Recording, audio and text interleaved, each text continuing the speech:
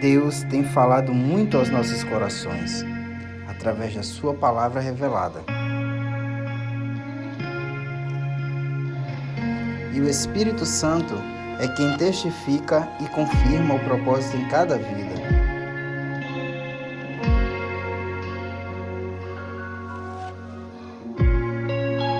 Então, descanse no Senhor e que seja ativada a fé.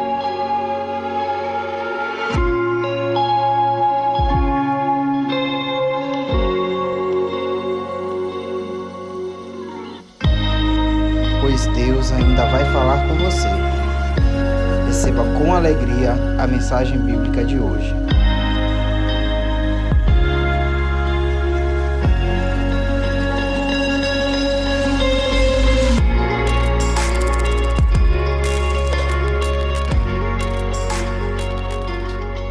Marcos 9,19.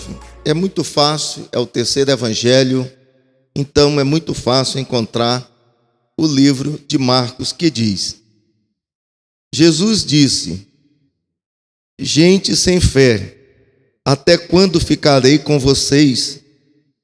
Até quando terei de aguentá-los? Tragam o menino aqui. Quando levaram, o Espírito viu Jesus e sacudiu com força o menino. Ele caiu e começou a rolar no chão, espumando pela boca. Para a palavra de Deus, diga amém. Para esta situação, diga misericórdia. Vamos orar no nome de Jesus. Vamos clamar ao Senhor nosso Deus, porque precisamos que o Senhor nos ajude nesta noite. Sem mim nada podeis fazer, amém? Precisamos do Senhor Jesus Cristo, porque Ele é o Rei dos Reis e Senhor dos Senhores. Precisamos do Espírito Santo, e que o Espírito Santo nos traga nesta noite para um ambiente de poder, porque a palavra diz: ficai em Jerusalém, até que sejais revestidos com o poder e com o poder do alto. E o que nós precisamos é nos aquietar e buscar na visão de Jerusalém este poder, esta autoridade, poder que vem do alto, para que sejamos revestidos, ter novas vestes, e que essas vestes possam blindar a nossa vida, vestido com as armaduras de Deus. Por isso, Senhor, nós louvamos o Teu nome e engrandecemos ao Senhor nosso Deus, porque não há outro igual ao Senhor. Não há outro como Deus de Abraão, de Isaque e de Jacó. Não há outro Deus tão poderoso, Deus que pode todas as coisas, Senhor que sabe de todas as coisas, Deus que está presente em todos os lugares.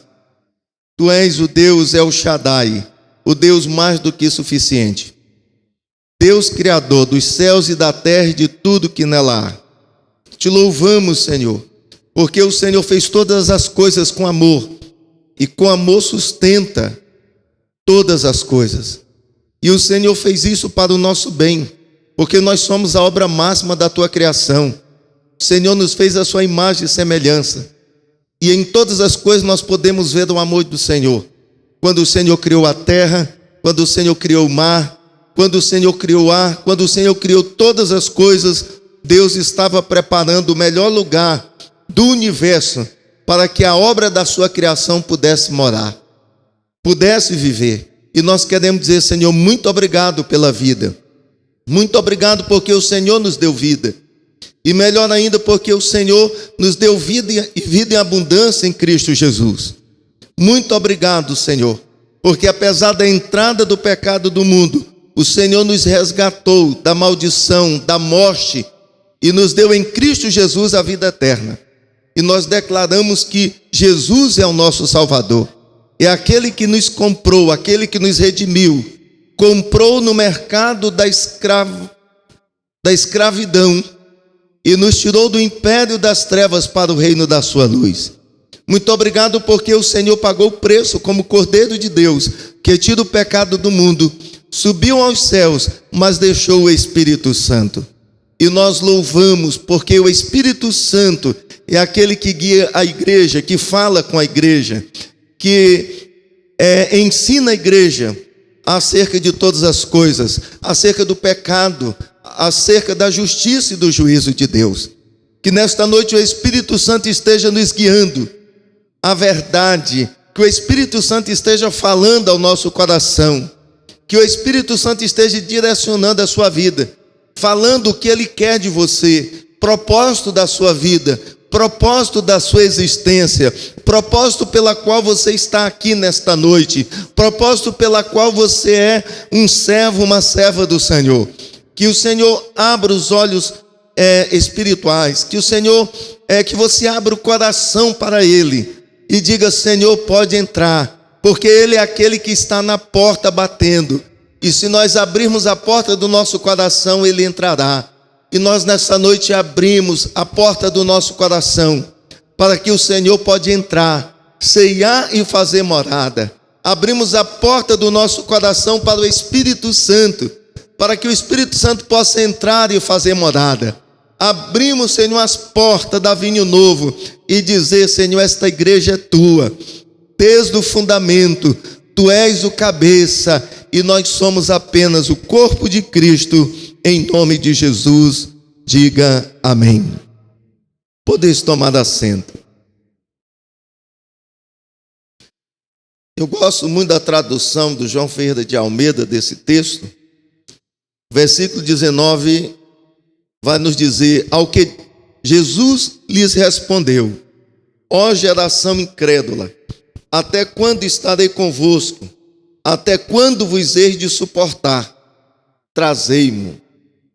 Eu tenho aprendido durante esses momentos e esta caminhada que Cristo é a vida, que o Senhor, Ele tem nos dado a vida, que a nossa vida ela está nas mãos do Senhor.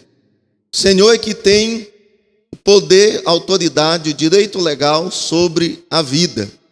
Nós somos patenteados pelo Senhor. Olha que maravilha! Nós somos patenteados pelo Senhor. Ele é o nosso dono. Por isso nós podemos dizer: eu sou do meu amado e Ele é meu. Amém? Porque Ele é que nos fez. O Senhor é que lhe fez. Amém? Diga aí para o seu irmão: Deus lhe fez. E domingo a gente vai aprender muito sobre isso. Então no domingo vai ser sobrenatural o nosso culto, no próximo domingo, com Santa Ceia, fechando a semana de santificação, vai ser maravilhoso. Amém? Então nós temos visto: Jesus é a vida. Deus nos deu a vida, soprou sobre nós o fôlego de vida, e Jesus veio consolidar essa vida e devolver a nós aquilo que havia sido perdido. Por isso o Senhor, Ele conquistou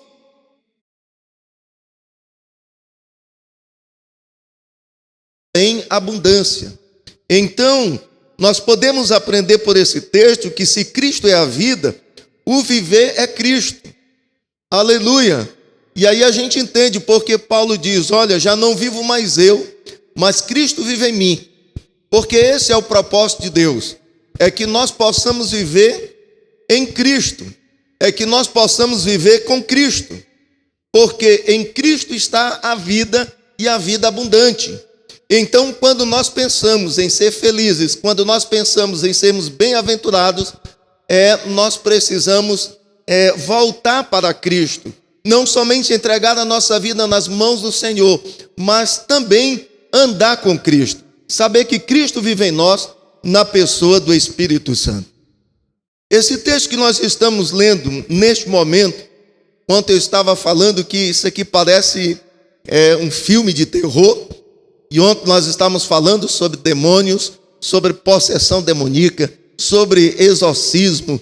Então parecia-se um filme daqueles de terror, bem assombroso. Mas ainda bem que Jesus estava nessa cena. E por mais que a situação seja difícil, quando nós chamamos Jesus para estar presente, então a tempestade se faz bonança, e a ventania também vem a calmaria. Amém? Então, qualquer que seja a luta que nós passamos, Deus é poderoso para nos dar a vitória. Porém, passar pela guerra é necessário, porque é na dor que nós somos aperfeiçoados. É na guerra que nós experimentamos a alegria da vitória. É na dor, quando as lágrimas são enxugadas, que nós experimentamos a alegria. Então é necessário passar por essas dificuldades, passar por um momento tão tenebroso como esse, para poder ver a manifestação da glória, do poder de Deus na pessoa de Jesus Cristo. Então, nós podemos ver que Jesus, o desenvolvimento espiritual de Jesus Cristo como homem, porque naquele momento ele estava aqui como homem, era o Filho de Deus, mas Jesus ele era 100% homem, mas também 100% divino. E aqui nós podemos ver que o desenvolvimento espiritual de Jesus como homem era tão elevado que Jesus Cristo, humanamente falando, ele ficou admirado com o que ele estava vendo, com o ceticismo, com a incredulidade, com a dureza de coração ali dos homens, não só dos escribas, doutores da lei, mas dos próprios discípulos e das pessoas, ao ponto que Jesus fala de uma geração incrédula e de uma geração perversa. Na verdade, Jesus Cristo ele ficou chocado com o que ele estava vendo e ao mesmo tempo ele ficou com raiva do posicionamento daquela geração diante daquele fato. Porque Jesus, ele vivia literalmente em dois mundos. Ele estava no mundo físico, mas ele também vivia cheio da presença de Deus. E ele vivia então conectado com o mundo espiritual. Então Jesus sempre ele se retirava para orar. E ele dizia aos discípulos: eu falo do que eu vi o meu Pai falar.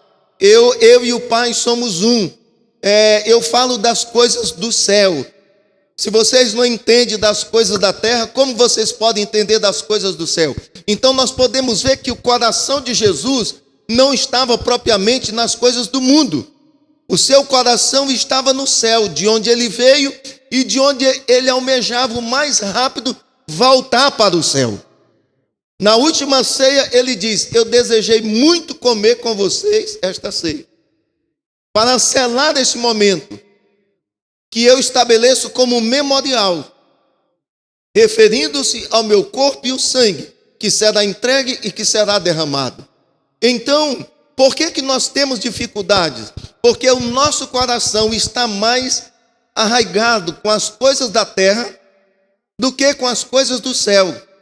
Pela palavra de Deus, a nossa mente tem sido renovada pelo entendimento das coisas do Senhor, da vontade de Deus, que é boa, perfeita e agradável. Então, pela palavra, e lendo a palavra, meditando na palavra, orando e jejuando, é que nós nos tornamos, deixamos de ser um homem carnal para ser um homem espiritual. O homem carnal, ele não entende as coisas espirituais, mas a Bíblia diz que o homem espiritual, ele discerne todas as coisas. Então Jesus, ele era um homem espiritual e se movia no físico, mas com o entendimento das coisas espirituais. O seu coração não estava no mundo. Ele não queria fazer aliança com o mundo. Ele não queria desenvolver nenhum relacionamento que ele deixasse embaraçado. Como Paulo diz, o soldado alistado, ele não deve se embaraçar com as coisas deste mundo. Quem está entendendo, diga amém. Mas aí é diferente, nós tudo que nós pensamos normalmente é fazendo aliança com as coisas do mundo e nos deixando cada dia mais distante de exercer, de servir ao reino de Deus. Nós não cremos que Deus tem poder para nos sustentar. Por isso nós trabalhamos e não temos coragem de viver 100% para Deus. E aí vem sobre nós preocupações, ansiedades, dificuldades, e mesmo assim estamos tão incrédulos que não temos coragem de lançar sobre Ele as nossas preocupações e as nossas ansiedades. E saber que Ele cuida de nós. e saber que nós valemos muito mais do que os pássaros, que nós valemos muito mais e que Ele tem poder para cuidar de nós, que seja no calçar, que seja no vestir, que seja no alimentar, porque nós podemos ver que até agora nada tem nos faltado, e nós podemos dizer: Ebenezer, louvado seja o Senhor, porque até aqui Ele é a nossa pedra de ajuda. Isso é fé. E quando nós vamos aprendendo da fé, muito mais nós teremos uma fé que vai crescendo. Esse homem, ele diz: Senhor, ajuda-me na minha incredulidade. Há uma tradução que diz assim: ajuda da minha pouca fé. Eu tenho uma fé, mas não é para crer diante de uma situação como essa. E aí nós vamos trabalhando, depois nós vamos casando, e a preocupação do casamento, porque Paulo diz: aquele que casa vai cuidar das coisas do casamento. E aí nós vamos casando, e é bom mesmo casar, porque é melhor ser dois do que ser apenas um, né? Então, mas o que eu quero dizer é que as nossas ações, elas vão construindo uma teia de relacionamento com as coisas do mundo. E aí, para você desconstruir esses pensamentos, para pensar nas coisas de Deus e ser um homem espiritual, uma mulher espiritual, é com muita força. A Bíblia diz que o reino de Deus é tomado por esforço. A palavra no grego dá a ideia de violência. Você tem que se esforçar para entrar, se esforçar para orar e receber uma bênção, se esforçar para a salvação, se esforçar para orar, se esforçar para jejuar, se esforçar para compreender a riqueza da herança dos santos em Cristo Jesus. Então, como Jesus estava mais além do que aquém, Jesus ficou espantado com a incredulidade, com a dureza de coração daquela geração que incluía os seus discípulos. Então Jesus Cristo, ele conhecia e ele experimentava constantemente essa invasão do mundo espiritual no mundo físico. Para Jesus não houve dificuldade dele subir ao monte e participar com os discípulos daquele momento da transfiguração. Diga aleluia. Se nós buscarmos ao Senhor, esses momentos de visitação da glória, dos anjos, da presença, da glória do Espírito Santo, não será surpresa e não será difícil, mas vai depender do nível que nós estamos mergulhados para buscar sermos cheios ou atrair a presença dessa glória para o ambiente em que nós estamos. Jesus já vivia ali e ele mostrou para os discípulos que aquilo era possível, que ali era a realidade pela qual ele observava. Então os três ficaram tão maravilhados que disseram: olha, vamos ficar aqui, vamos fazer uma tenda, vamos ficar por aqui mesmo. Mas Jesus disse: não, eu só estou mostrando para vocês o que vocês podem experimentar, mas vamos descer, porque o propósito da nossa existência é ajudar as pessoas. Estamos implantando o reino de Deus. E o que é um reino de Deus? É quando Cristo vive em nós, é quando o Espírito Santo de Deus vive em nós. Quando nós fechamos as brechas, quando nós vivemos a salvação na sua plenitude, e a vida abundante de Deus é vivida plenamente nas nossas vidas. Diga aleluia. Então, Jesus, ele experimentava esses momentos, essas ocasiões tão sublimes, mas os homens não sabiam sobre isso. Mas Jesus estava ensinando. Diga, Jesus estava ensinando. Amém? Jesus está nos ensinando a sermos mais espirituais. Há um livro muito bom nesse sentido, o Art Money, que é o homem espiritual. E ele fala dessa ação do Espírito Santo na nossa vida. O homem espiritual, como que ele se move, o homem carnal, como que ele se move. É um livro muito bom. Então, ali o Senhor mostra que Jesus Cristo, como homem, ele se tornou um novo ser. Em Cristo, um novo ser veio à existência, porque ele nasce do Espírito. Mas nós também podemos nascer do Espírito. Amém? Nós também podemos nascer do Espírito. E devemos. Essa era a dúvida de Nicodemos. Tem que nascer de novo? Sim. Mas não é passando pelo processo da gestação. É nascendo da água, mas também do Espírito Santo. Diga aleluia. Se nós não nascermos de novo, nós seremos sempre carnais. E o mundo espiritual não se abrirá para nós no entendimento, na revelação, no discernimento, na palavra de revelação, na palavra de discernimento, na palavra de profecia, nos dons espirituais. Então, todo o propósito pela qual o Espírito Santo tem para fazer em direção à igreja só vai receber se tiver em espírito. Porque o carnal e o espiritual não se unem.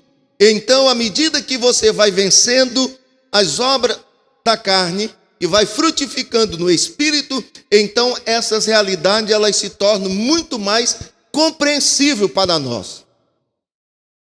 Muito mais compreensível. E o contrário também é verdade.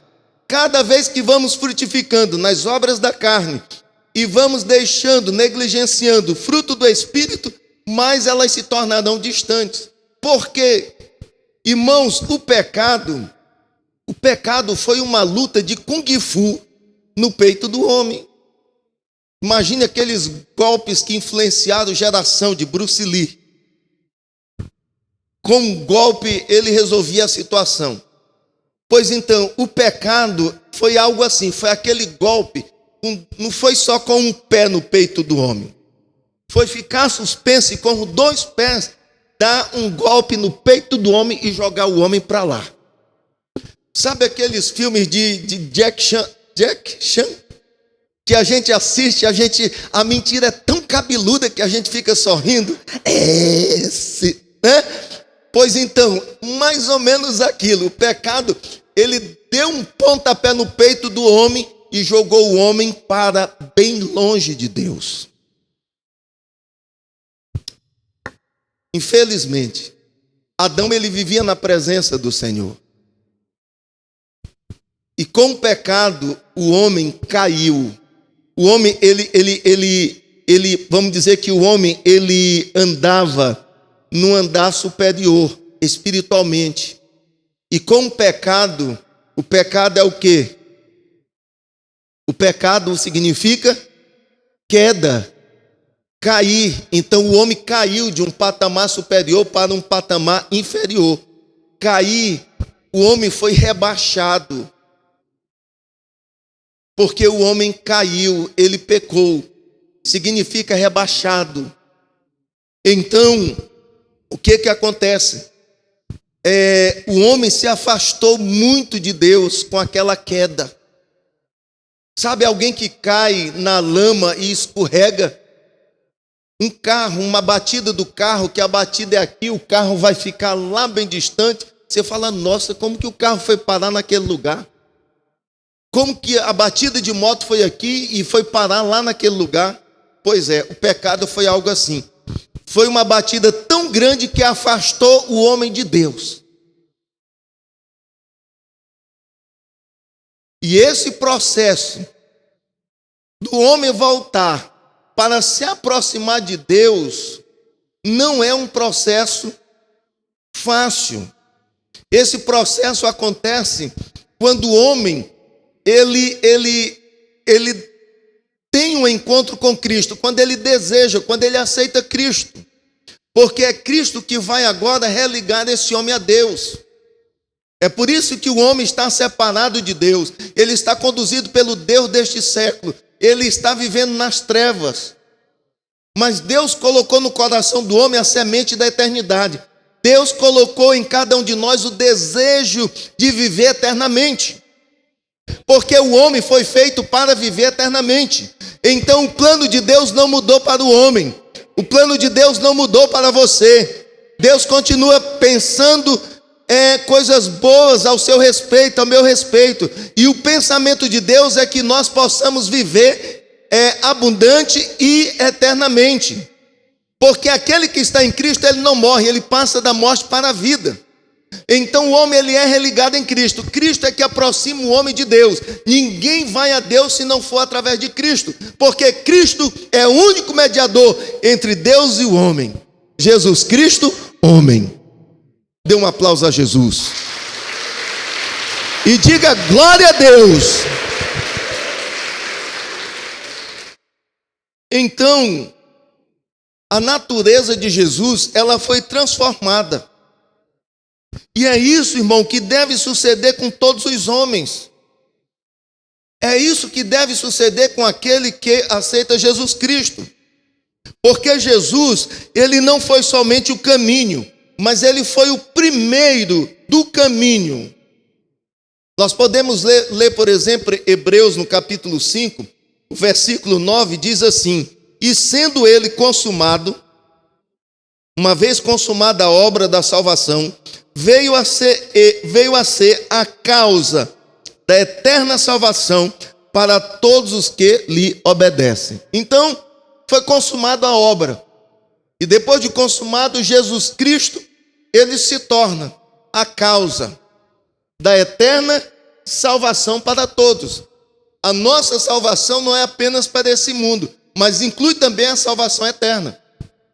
A salvação não é apenas depois que eu morro. A salvação do Senhor é também aqui enquanto eu estou vivendo nessa terra. Então, quando eu passo problemas, o Senhor tem poder para me salvar. Quando eu passo por problema, Deus tem poder para me salvar. Em todas as situações, Deus tem poder para lhe salvar. A salvação do Senhor inclui a partir do momento que nós o aceitamos como Senhor e Salvador. Por isso ele tem poder para curar, ele tem poder para libertar, ele tem poder para batizar, ele tem poder para suprir as necessidades, ele tem poder para intervir nas situações, ele tem poder para responder orações. Tudo nós só precisamos crer, porque tudo é possível que crê. Se você crê, a sua oração é respondida. Se você crê, você será curado. Se você crê, você será liberto. Se você crê, você será salvo. Se você crê, todas as bênçãos conquistadas em Cristo Jesus virá sobre a sua vida. Aleluia! Recabaiachou, decantarabaiachai. Diga glória ao Espírito Santo de Deus. Aleluia! Tudo é possível. Mas por que não é possível? Porque nós ainda estamos como os discípulos. O Pai repreendeu os discípulos. E Jesus disse: olha, o Pai tem razão. Repreendeu vocês, e eu também faço uma repreensão muito dura. Então Jesus respalda. Os discípulos não puderam resolver essa situação. E Jesus disse: ó geração incrédula, ó geração perversa. As palavras de Jesus são duras, são cortantes. É difícil quando um pai olha para um filho e diz assim: rapaz, tu não consegue passar nessa prova. Tu não faz nada só para estudar, tu ainda não consegue passar de ano. É duro quando você fica reprovado numa prova de trânsito. É duro quando você não consegue passar na prova do Enem. Está chegando aí o Enem. É duro quando você não passa. A reprovação é algo dolorido. Mas a reprovação também é necessária para a gente aprender que nem sempre a gente ganha. Mas mesmo perdendo, nós podemos aprender a ganhar. Quando a gente só ganha, quando a gente só ouve o sim, a gente pode ir por caminho que nos leva ao não crescimento. Mas quando a gente aprende a ouvir não, a gente vai crescendo. Então, às vezes, os pais têm que dizer não para os filhos. Aprender, porque o Senhor também, às vezes, Ele nos diz não. Às vezes, Ele é duro. Às vezes, Ele dá uma palavra que corta. Como foi ali naquele dia. E essa palavra, por ser a palavra de Deus, ela tem uma aplicação universal. Porque até hoje essa palavra continua ecoando. Que se não fosse para ecoar aos nossos ouvidos, o Senhor não tinha permitido que essa palavra estivesse na palavra de Deus. E não somente em Marcos, mas em Mateus e também em Lucas. Os três registram o fato. Então, se os três registram, é porque o Senhor quer que a gente tome conhecimento e preste muito bem atenção do que está acontecendo aqui. Porque é uma repreensão universal. Pois o que via que desagradava ali a atitude dos discípulos, ele via também que todos os homens, pois todos os seres humanos, em certa parte, somos decaídos. Ou seja, nós caímos, nós diminuímos, nós fomos rebaixados. Então, o homem, espiritualmente, ele tem essa condição de estar caído, de estar rebaixado, de estar diminuído. É em Cristo que nós vamos restaurando, e é pelo poder do Espírito Santo que nós iremos está sendo restaurada essa espiritualidade do Senhor na nossa vida. Diga aleluia. Para Jesus, ele diz assim, ele fala assim, até quando? Isso corta o coração. Porque Jesus, ele fala assim, gente sem fé, até quando ficarei com vocês? Quando ele diz, até quando terei de aguentá-los? Né? Coloca no versículo 19, até quando eu irei suportar essa situação? O 9:19, até quando vos hei de suportar? Tem coisas que acontecem, é normal. Mas quando você carrega algo pesado, você fala assim, eu estou suportando esse peso, eu estou suportando essa dor, eu estou suportando esta situação. Jesus está dizendo, olha, eu não estarei com vocês para sempre, mas eu estando aqui, até quando? Um clamor, ou um desabafo, ou uma repreensão, dizendo, se posicionem, porque até quando eu vou suportar essa situação? E quantas situações nós passamos que nós nos perguntamos, até quando eu vou suportar esta situação? Até quando eu suporto esta afronta? Até quando eu suporto esta dor? Até quando eu vou suportar esse pecado? Então, como é que um homem chega a se esquecer do poder e da glória do mundo espiritual? Nós não podemos nos esquecer da glória do mundo espiritual, porque o que o olho não viu, o que o ouvido não ouviu, é o que Deus tem preparado para nós. O nosso encontro com Cristo, nós começamos a mergulhar nas coisas espirituais, na glória de Deus. É impossível ser tocado pelo mundo espiritual e não ser marcado, queimado. Quando Jacó teve um encontro ali em Peniel, ele foi marcado. Uma certa vez eu estava aqui orando e eu estava ali atrás orando e adoração, e estava uma adoração muito cheia da presença de Deus. E eu lembro que naquele dia eu levantei as mãos e abri os braços para adorar. E de repente, irmãos, eu estou aqui adorando e eu vi os céus se abrir aqui em cima. Os céus se abriu e apesar de estarmos adorando a Deus no culto à noite, parecia um céu de meio-dia, céu de brigadeiro, céu azul com pequenas nuvens brancas. E o céu se abriu e eu olhei lá no alto uma pomba branca. E aquela pomba então ela vinha voando. E ela então foi se aproximando e foi ficando maior. E de repente, ali por onde o céu estava aberto, e aqui também se abriu para aquela visão, aquela pomba veio num voo assim, parecendo um avião. E aquela pomba veio e colou de uma forma assim.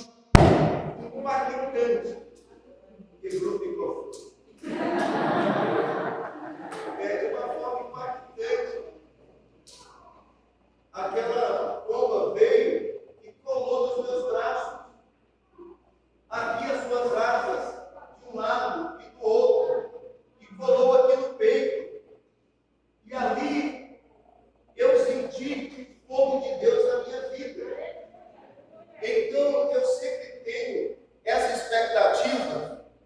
que é o poder do culto, de que é o poder quando o povo de Deus está reunido, de quando nós estamos reunidos na presença do Senhor, quando nós estamos buscando com fome e com sede, e aquela experiência marcou a minha vida.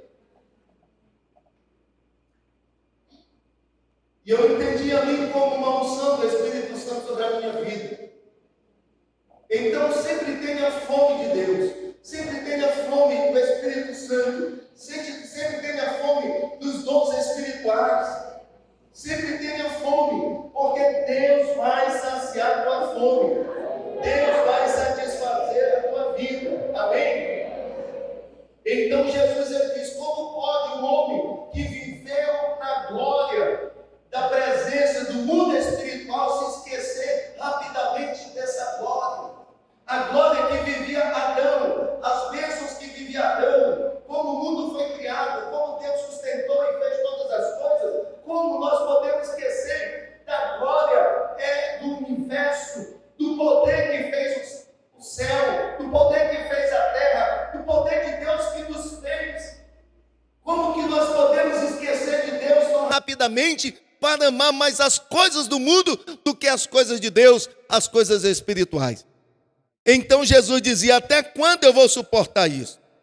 Porque, amados, diante dessa situação, um mundo inteiro de incredulidade se posta no caminho da restauração daquele menino.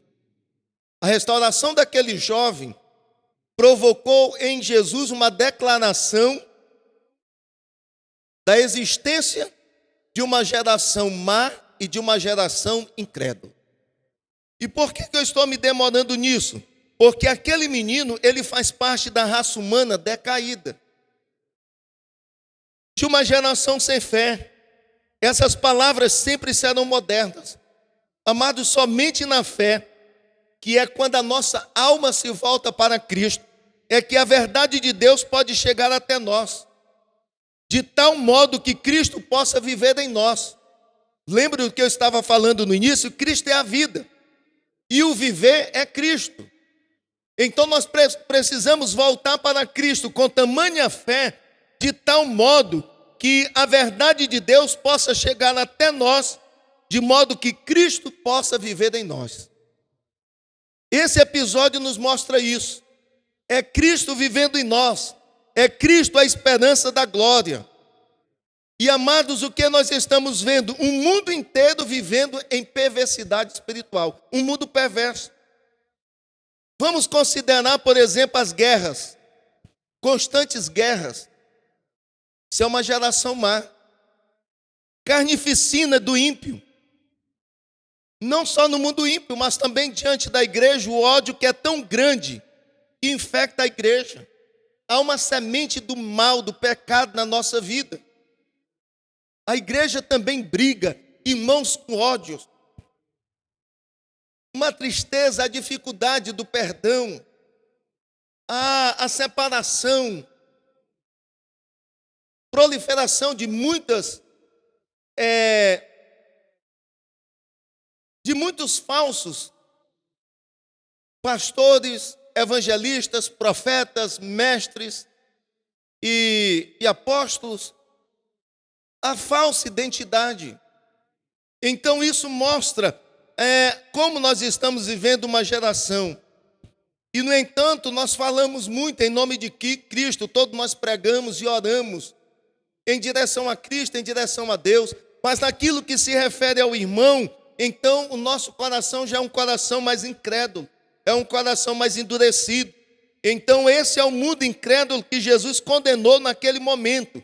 Mas a crença é muito mais que mero credo. É Cristo na nossa vida. Se Cristo não estiver na nossa vida através dos seus ensinos, nós não conseguiremos vencer este mundo tenebroso. Para concluir, eu leio o versículo 20. Porque o versículo 20, ele diz: quando levaram, o Espírito viu Jesus e sacudiu com força o menino. Ele caiu e começou a rolar no chão, espumando pela boca. Na tradução, uma outra tradução diz: então eles o trouxeram Quando o espírito viu Jesus, imediatamente causou uma convulsão no menino. Este caiu no chão e começou a rolar e a espumar pela boca. O que eu aprendo aqui é que Jesus ele percebeu que de fato o caso era muito grave. E era exatamente como o pai do menino havia dito, que aquele era um momento de verdade. Às vezes a gente assiste uma luta de UFC. E aí, antes já ficam as negociações e tal, os empresários, até o dia da pesagem. Mas na hora da pesagem já começa a encarada, a peitada, e a partir dali começam as provocações. Mas aí, naquele momento, os lutadores usam as redes sociais para provocar e tal. Na verdade, a provocação começa desde que um ganha, já começa a provocar o próximo para que um candidato possa surgir e ele possa continuar crescendo. Mas existe o dia da luta, existe o dia da verdade, existe o dia D. É quando chega o dia da luta, é quando o lutador atravessa aquele cinturão, né? E ele vai todo lá, bota uma música, bota um headphone e tal. Mas, meu amigo, quando ele entra ali, ele beija o chão, ele bota a mão no chão, e quando fecha os portões ali daquele cercado, é a hora da verdade. Não adianta ter dito muita coisa nas redes sociais, porque agora é que nós vamos ver quem vai aguentar a luta, quem vai sair vitorioso, quem vai sair com dente, com queixo dali. E quanto maior a categoria, mais separa os meninos dos homens, nos seus pesos. E aqui nós podemos ver algo assim. Os discípulos, os escribas, o pai, e Jesus ali, dizendo, olha, agora traga o menino. Chegou a hora da verdade. Vai chegar uma hora da verdade. Ou a gente enfrenta a verdade agora, ou mais tarde vai ser mais dolorido. Porque tem pessoas que não querem vir para a verdade, mas nós somos chamados para a verdade. Nós somos chamados para o caminho. E esse caminho é um caminho de verdade. E esse caminho é um caminho de vida. Quem vai pelo caminho de Jesus, ele vai encontrar a verdade e a vida. Quem não anda no caminho de Jesus, ele vai encontrar a mentira e a morte. Então nós precisamos escolher de que lado nós estamos. E eu vejo aqui esse momento, o dia da luta. Jesus podia ajudar ou não? Vamos fazer as apostas. Jesus vai resolver ou não? Vai amarelar igual os discípulos? Se Jesus amarelar igual os discípulos, então a reclamação do pai vai se tornar mais forte. E se os discípulos foram ridicularizados, imagine o mestre não resolver aquela situação e também ser ridicularizado. Já pensou? Então, se Jesus não resolve o caso, ficaria sujeito mesmo a passar pelo ridículo, igual os discípulos sofreram. Isso significa, irmãos, que se Jesus não resolver o problema daquele pai, na pessoa do seu filho, a nossa fé, ela passa por um xeque-mate. Porque aqui está em jogo a nossa fé, a fé religiosa. Ela deve transcender os meros artigos da fé. Uma coisa é escrever um artigo dizendo eu creio. Outra coisa é dizer assim, eu creio lá em casa, aqui na igreja. E outra coisa é dizer assim, vem cá. Você crê? Porque assim, na hora que Jesus chamou, diz, traz um menino. Aí o pai, ele reforça dizendo, Senhor, se tu podes. Se tu podes, amanhã a gente vai ver sobre isso. E Jesus diz assim, se eu posso. Na verdade, a pergunta é, tu crê? porque tudo é possível que crê. Mas o pai viu que a situação não era fácil. E disse: Senhor, se tu podes, tem misericórdia de nós. Senhor, se tu podes, faz alguma coisa por esse menino. Então, irmãos, naquele momento, eu creio que deve ter feito um silêncio. Um silêncio geral. Eu quero ver é agora. Mas aí Jesus estava consolidando a fé dos discípulos. Jesus está consolidando a sua fé. O Senhor está dizendo: você só precisa crer. Você só precisa acreditar. Você só precisa crer no poder de Deus. Você só precisa crer na vitória que Jesus Cristo já conquistou no Calvário. O que você precisa crer no poder do Espírito Santo. Que se o Espírito Santo ele te fez no ventre da tua mãe, ele tem poder para restaurar qualquer parte do teu corpo. Se o Senhor já venceu o maligno, o Senhor ele tem poder para vencer toda a obra do mal. Quem é um espírito imundo para vencer a Jesus? Se o próprio Jesus, ele expulsou o demônio ali do céu e ele caiu e para lá não retorna. O inimigo já é um derrotado, ele é um inimigo vencido. Jesus o derrotou publicamente na cruz do Calvário. Então nós lidamos com o inimigo derrotado. Diga aleluia. Já lutamos com o inimigo derrotado. Porque se nós tivermos fé, ele já está derrotado no nome de Jesus. E o inimigo sabia disso, mas sabe quem não sabe disso? A igreja. O capeta sabe disso. Porque na hora que Jesus diz: traz o menino, o diabo já começou a se convulsionar, já começou a criar uma situação. A palavra diz: quando o espírito mau viu Jesus, quando ele viu Jesus, quando ele vê o poder de Deus na tua vida, ele já vai começar a se estribuchar, já vai começar a se manifestar, porque ele sabe que está chegando a hora dele sair daquele corpo, que está chegando a hora de ser decretado, perdeu. Está chegando a hora que você vai usar o cinturão da vitória. O cinturão da vitória que Jesus Cristo conquistou. Você vai dar um nocaute bem no queixo, em nome de Jesus. Não precisa nem lutar, basta falar. Não precisa nem lutar, basta falar. O espírito convulsionou porque tinha tomado de conta daquele menino.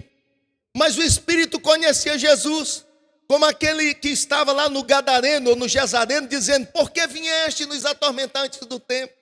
Nos deixa ficar aqui um pouquinho mais. Mas se temos que sair, nos permite entrar nos porcos. Não é só o homem, os animais também podem. Então, eu quero convidar você a ficar de pé. Porque aqui nós podemos ver que aquele espírito, ele se agitou, porque ele sabia que estava prestes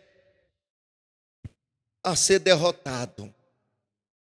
E quando você vê o alvoroço, às vezes a pessoa fica com mais medo do demônio. Eu quero lhe dizer que quando ele faz aquele alvoroço, é porque ele já está reconhecendo que o tempo dele perder chegou. Que até então ele estava ali escondido e prevalecendo naquela vida. Mas naquele momento é dizer: perdeu. Naquele momento é o momento de gritar: perdeu. Porque quando Jesus viu, ele já sabia que o seu poder estava chegando ao fim naquela vida. Quando nós conhecemos a Jesus, Jesus ele ativa essas verdades na nossa vida, qualquer coisa pela qual esteja a nossa vida cativa, é chegado o momento da nossa libertação. Não existe nenhum poder maligno que esteja agindo que não possa ser quebrado.